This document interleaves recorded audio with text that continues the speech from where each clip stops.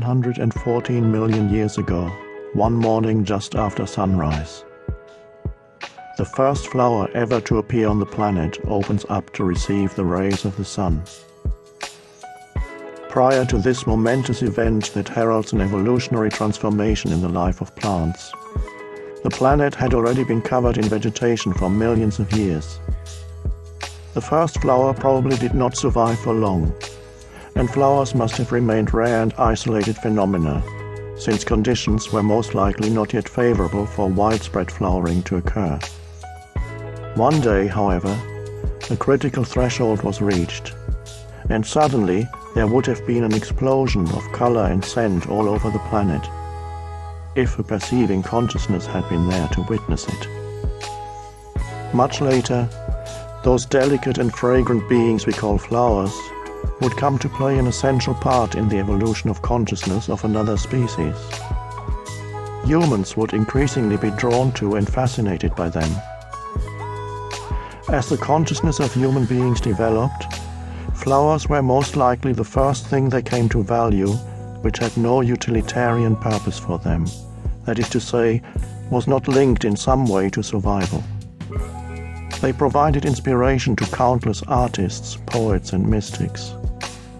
Jesus tells us to contemplate the flowers and learn from them how to live. The Buddha is said to have given a silent sermon once, during which he held up a flower and gazed at it. After a while, one of those present, a monk called Mahakasyapa, began to smile.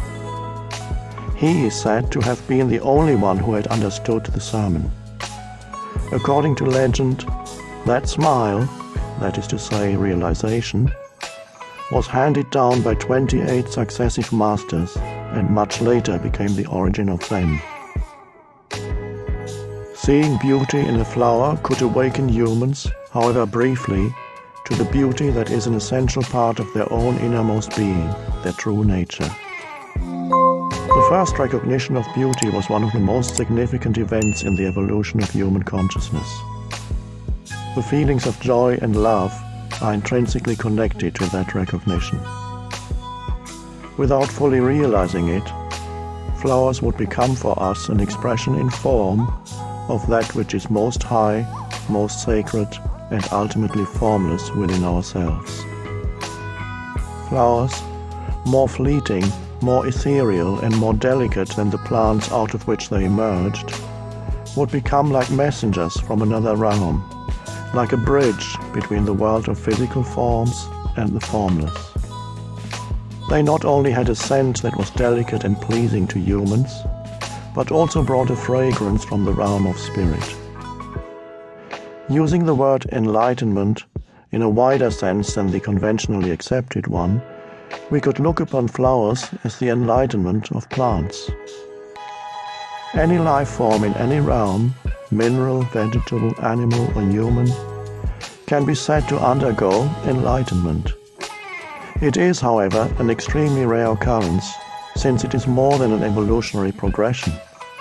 It also implies a discontinuity in its development, a leap to an entirely different level of being, and, most important, a lessening of materiality. What could be heavier and more impenetrable than a rock, the densest of all forms? And yet, some rocks undergo a change in their molecular structure, turn into crystals, and so become transparent to the light. Some carbons, under inconceivable heat and pressure, turn into diamonds, and some heavy minerals into other precious stones. Most crawling reptilians, the most earthbound of all creatures, have remained unchanged for millions of years. Some, however, grew feathers and wings and turned into birds, thus defying the force of gravity that had held them for so long. They didn't become better at crawling or walking, but transcended crawling and walking entirely. Since time immemorial, flowers, crystals, precious stones, and birds have held special significance for the human spirit.